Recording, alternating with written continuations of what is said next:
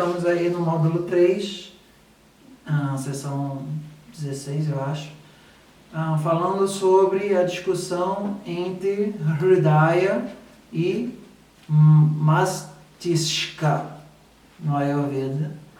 Hridaya é uma palavra que aparece bastante, do Ashtanga Hridaya, etc., que no geral é traduzido como coração, ok? Mas eu acho que é bastante provável que vocês nunca tenham escutado antes essa palavra do Mastisha, que é uma palavra que a gente poderia correlacionar ela com uma certa segurança para a ideia de cérebro no Ayurveda, ok? Então, temos uma questão muito importante que é, será que quando nos textos de Ayurveda estão usando a palavra Hridaya, sempre está se referindo ao coração dessa bomba mecânica?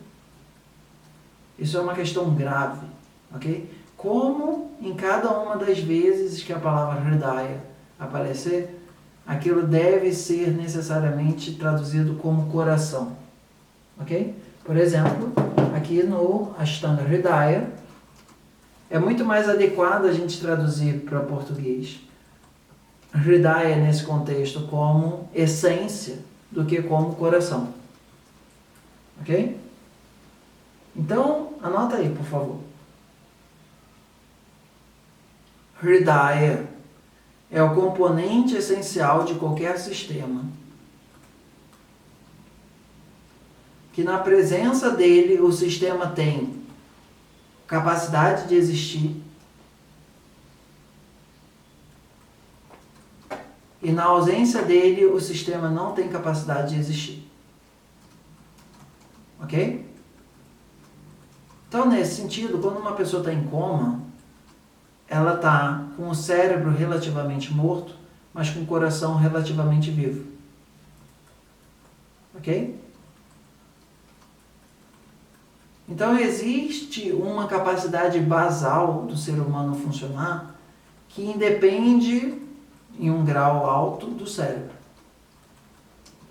que é o funcionamento, que existem outros plexos nervosos que fazem com que, mesmo que o centro lá do Pranavaya não esteja funcionando direito, só o Vyanavaya ali já consegue manter o Vata do corpo como um todo num nível basal. Tudo bem que ele faz 10% das funções que o corpo teoricamente normalmente faz, mas ainda assim ele continua vivo.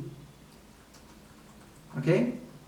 Quando o coração para, a não ser estados iógicos muito avançados, onde o prana, que é a verdadeira essência, é o verdadeiro hridaya da vida, está se manifestando de outras formas, no geral, quando o coração para, e ele para por um determinado X de minutos, os médicos falam, essa pessoa agora está clinicamente morta. Ok? Se ela está pranicamente morta ou não, é uma outra questão. Mas, para pessoas relativamente normais, quando o coração para, o sistema não tem mais como funcionar. E para pessoas relativamente normais, às vezes, quando o cérebro para, ainda assim a pessoa pode ficar num estado de coma vegetativo. Até que estamos juntos? Sim? Porém, cuidado com a ideia de que, para o Ayurveda, o Hridaya deve ser entendido apenas enquanto coração. Por o coração ter essa característica, ele é, digamos assim, elencado como a primeira fronte, a primeira manifestação do conceito de Hridaya. Mas quando a gente estava tendo essa aula com o nosso professor de sânscrito, ele falou, actually, na verdade, para o Ayurveda, o conceito de Hridaya, ele é alguma coisa misturado entre o coração e o cérebro. Ok? Deve-se tomar um cuidado para que em todos os versos que você dê a palavra Hridaya, você entenda só o conceito de coração. Ok? Às vezes você tem que traduzir Hridaya como sistema basal. E dentro desse sistema basal, muitas vezes a noção de cérebro vai estar junto. Ok? Até aqui? Então, do ponto de vista do Ayurveda, algumas vezes a palavra Hridaya vai significar o órgão físico e outras vezes ele vai significar a função basal. E na função basal, o cérebro está bastante dentro da definição. No órgão físico, claro que não. Ok? Então, quando a gente está lendo cada um dos versos, quando a gente está lendo do Vata, etc. e tal, a gente tem que tomar um pouco de cuidado de perguntar o que esta palavra, neste contexto, significa. Entendendo que o campo semântico de Hridaya no Ayurveda é potencialmente muito mais amplo do que do coração em si. Por exemplo, num carro, num automóvel, o Hridaya do automóvel é o quê? O motor. Ok? Num restaurante, o que é o Hridaya do restaurante? A cozinha, o fogo, etc. Então, tenda sempre a usar o conceito do Hridaya não só do ponto de vista físico, quanto do ponto de vista também funcional. Ok? Por exemplo, no Jyoti, o Hridaya do Jyoti é o Sol, porque sem o Sol o sistema todo desmonta. Por isso que ele é chamado de o rei dos grahas. Então, essa palavra rei no Jyoti, na cultura védica, também vai ter um conceito próximo ao conceito de Hridaya, que é quando você tira o rei, o sistema todo desmorona. Ok? E por que para o Ayurveda o coração físico é tão importante? Aí tem toda a discussão lá do charaka, etc. Que quando a pessoa se emociona, o coração mexe, etc. Coisa que hoje em dia a medicina ocidental fala, isso é besteira. Na verdade é o cérebro que está mexendo e o coração só está repercutindo isso. Ok? Só que no Ayurveda você tem um tratamento que é o Hridbasti, que você faz lá a piscininha, e você trata a região do coração, e aquilo mexe no estado mental e emocional da pessoa. Então, para a perspectiva do Ayurveda, uma parte importante das emoções, não toda, mas uma parte importante das emoções é entendido através dessa região que é o centro do tórax. Isso não é exatamente o coração. Ok? O centro do tórax, ele é um lugar, ele é um marma importante que a gente no Ayurveda cuida para lidar com muitos dos aspectos de tristeza e emoção muito profunda, de falta de vontade de viver. Aí vem uma questão importante. Atenção, hein? Não é exatamente para o Ayurveda, mas é para o Yoga também. Eu não estou nem entrando muito aqui na discussão do que é o Hridaya para o Yoga, que aí é uma outra grande questão de nadis e chakras, etc. Mas a gente pode considerar, assim, bem en passant, que para o Yoga todo chakra é um Hridaya, de um monte de nadis. Ok? Mas aí agora vamos para a parte que para a nossa medicina ocidental fica difícil. Na descrição clássica do Yoga, a nossa alma tem o tamanho de um polegar. Eu acho que é só essa parte de cima do polegar, eu acho que não é o polegar inteiro. Angusta Matra, eu não sei. Mas é no máximo o tamanho desse polegar, ok? E ele mora nessa região do centro do tórax. Ok? Então, para o Yoga, a nossa alma tem a forma relativamente de uma chama. E ela tem relativamente esse tamanho. Eu não sei se vocês já viram no Mahabharata da vida ou qualquer desses vídeos mais antigos hindus. Quando a pessoa morre, vem uma chamazinha e a chama passa.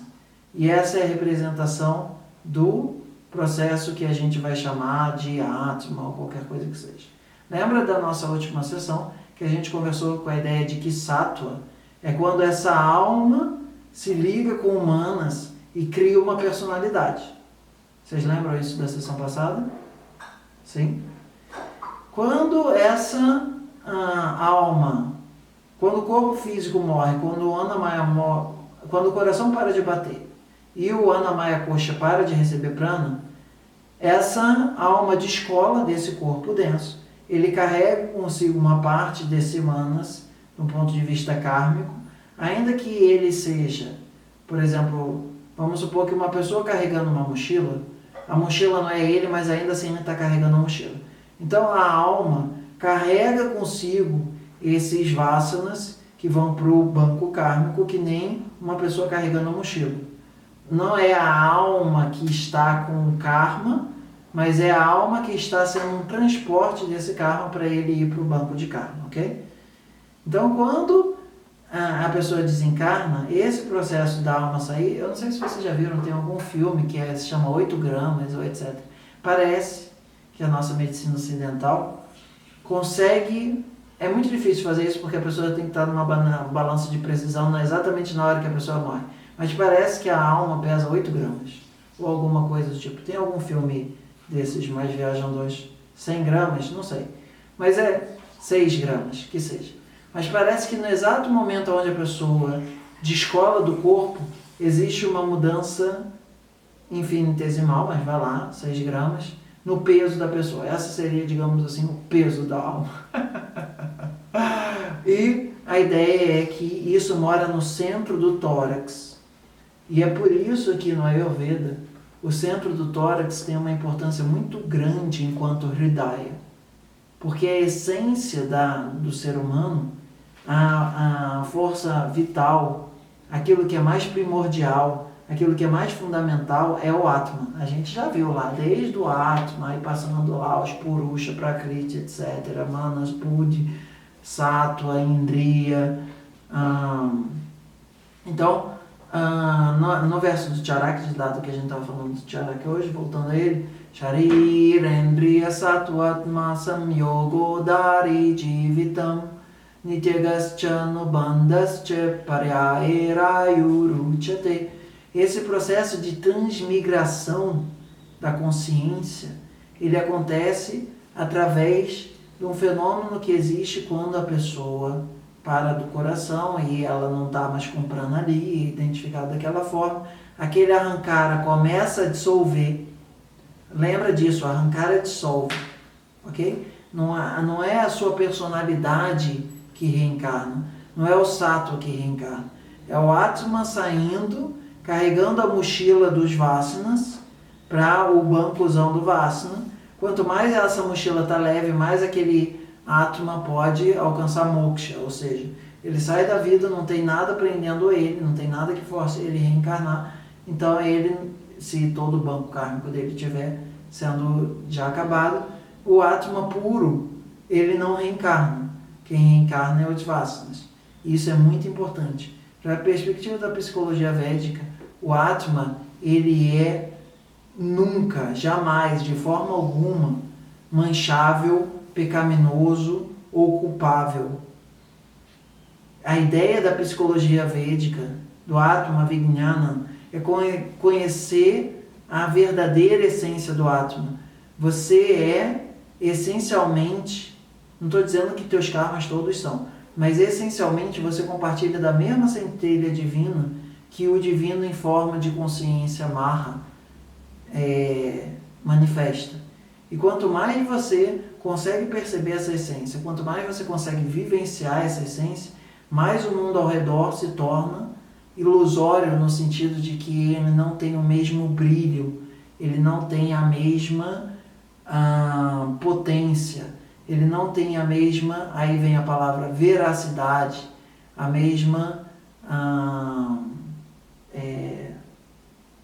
realidade, pronto, chegou a palavra, a mesma realidade do que essa realidade suprema.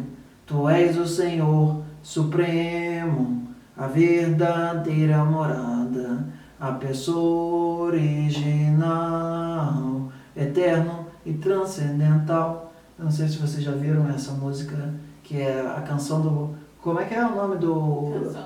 A canção do Divino Mestre. Tem um álbum que vocês podem ver no YouTube, que são vários pedaços do Bhagavad Gita, dado que hoje a gente estava falando do Bhagavad Gita. Mas a ideia é que no yoga, quando você reconhece que a verdadeira essência ela é transcendental, que o Atma ele nunca é poluído pelo karma, e que essa verdadeira essência está sempre acessável em todos os cantos da existência, não existe nada que não tenha essa essência como algo acessável, aí você é um ser iluminado. Você não é um ser mais preso à matéria. Você é um ser que consegue reconhecer em tudo o divino. Não é um negócio assim necessariamente tão simples. Mas a ideia é que o yoga ele é uma ferramenta, não necessariamente a única, para enxergar essa realidade suprema. E nesse contexto, o Ayurveda dá muita importância ao Hridaya, não só ao Hridaya que está conectado ao cérebro e tal, mas ao Hridaya no sentido de você ter a vivência da sua alma. E a vivência da sua alma para o Ayurveda está no centro do tórax, que é chamado de coração espiritual, e é onde a gente, teoricamente, faz Namastê.